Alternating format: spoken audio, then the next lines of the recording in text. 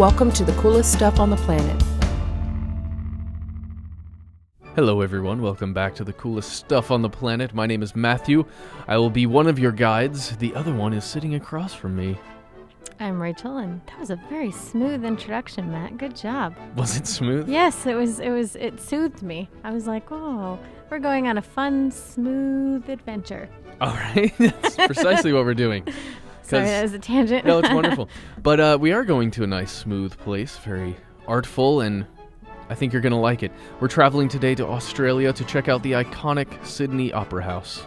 The Sydney Opera House is really just an architectural marvel in general, and it's a really famous symbol of the city of Sydney, and I think of Australia in general. It certainly is a marvel, and it's also a UNESCO World Heritage Site. And here's a quote from the World Heritage Committee. Here we go. The Sydney Opera House stands by itself as one of the indisputable masterpieces of human creativity, not only in the 20th century, but in the history of humankind. That's amazing that you quoted that, because I was actually thinking of doing the very same thing, but then I didn't, so I'm glad you did. Ha-ha! That's awesome. But in my opinion, the most notable aspect of this building is the exterior, and it's the design of the exterior, because the Opera House overlooks Sydney Harbour, and all these shell-like structures, they're jutting out of the building, and they're meant to look like sails on a large ship or clouds shimmering above the dark blue waters. Oh, I hadn't heard the clouds theme. That's neat. Mm-hmm. The building's architect was this Danish guy called, I will try to pronounce his name, but I will probably not do it correctly, Jørgen Utzon. Basically, the local government of Sydney made this international contest to solicit designs for their new opera house. Mm-hmm. So this Danish man was the winner. He had this amazing avant-garde revolutionary design. Fun fact, his schematic was number 218. Nice detail. And apparently it was put into the throwaway pile, and then one of the people on the committee basically argued to bring it back. Now, the construction of this behemoth was not an easy task.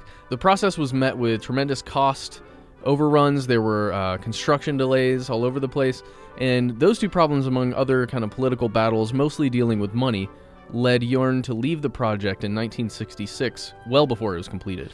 I guess there was sort of a happy ending to the story, because he did come back about 30 years later and was kind of instrumental in the continuing renovations and maintenance of the Opera House. By the way, tiny note, I forgot to mention that the Opera House was built in 1973. Here are some cool facts about the Opera House.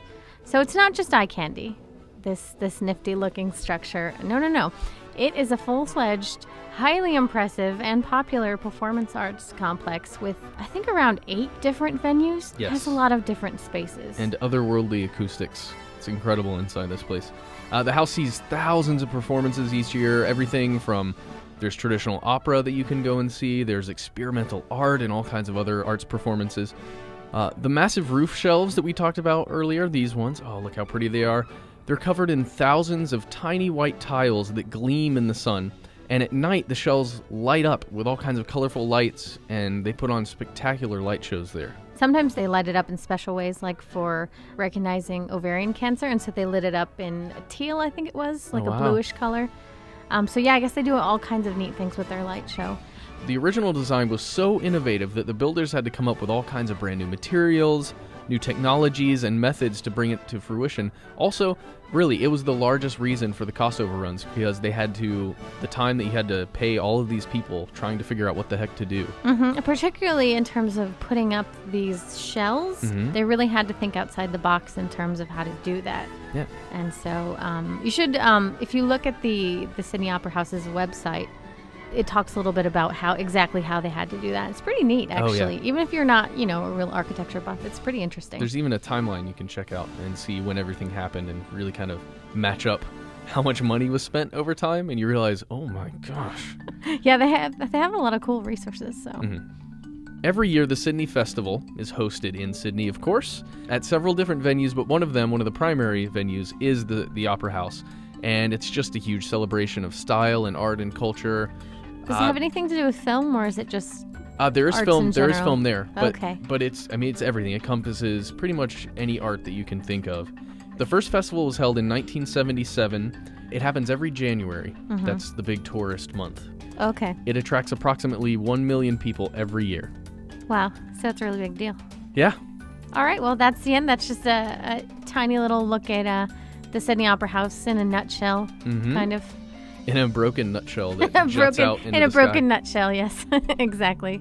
But that's all. We're good. And we will probably see you next time for more cool stuff. Probably. For more on this and thousands of other topics, visit howstuffworks.com and let us know what you think. Email travelpodcast@howstuffworks.com. Don't forget to check out our other podcasts, free on iTunes.